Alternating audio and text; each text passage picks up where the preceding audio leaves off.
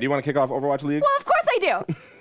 It's official. The final weeks of the Overwatch League regular season are upon us, which means teams have been scrambling to get a spot up at the top of the boards so they can head into the playoffs and eventually, perhaps, those grand finals and that championship game. Some teams are just trying to get on the board too, right? Listen, I'm on win watch. I'm on win watch for Shanghai. I swear they had it. I swear they had one. 2-3 against the Florida Mayhem. Come on, Shanghai, one of these days. All right, well, if you're new to the Overwatch League, well, you came in at just the right time. True. Overwatch League, or OWL, is the first ever global esports league that is made of city-based teams following a similar model found in traditional sports. Look at the Valiant!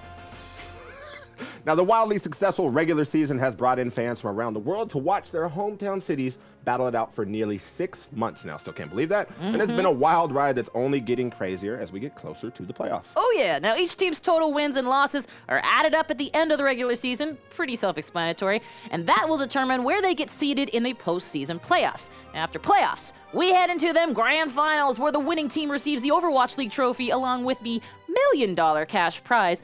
As they say in the biz, not too shabby. The winner gets $1 million.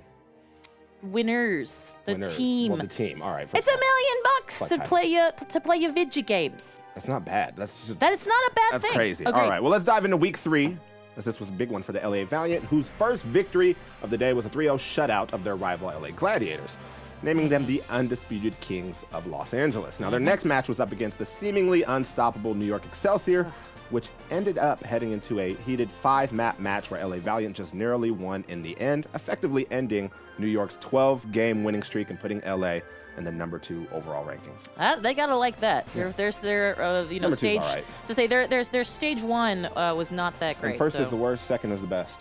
Forgot what they said about if you're not first, you're last. Ricky Bobby. Turned out to be another disappointing week for the formerly mighty Boston Uprising, who continued their losing streak with 2 more losses, unfortunately making their Stage 4 record 0-6. Not nearly as bad as a different team, which we'll mention later. This also puts them in a rough position going into week 4, as 3 teams are now just 1 win away from jumping ahead in the overall standings. Now, San Francisco showed a strong performance this week with a 3-1 victory over the Dallas Fuel, and then following that up with another victory against the Boston Uprising, who just continues to hold these L's.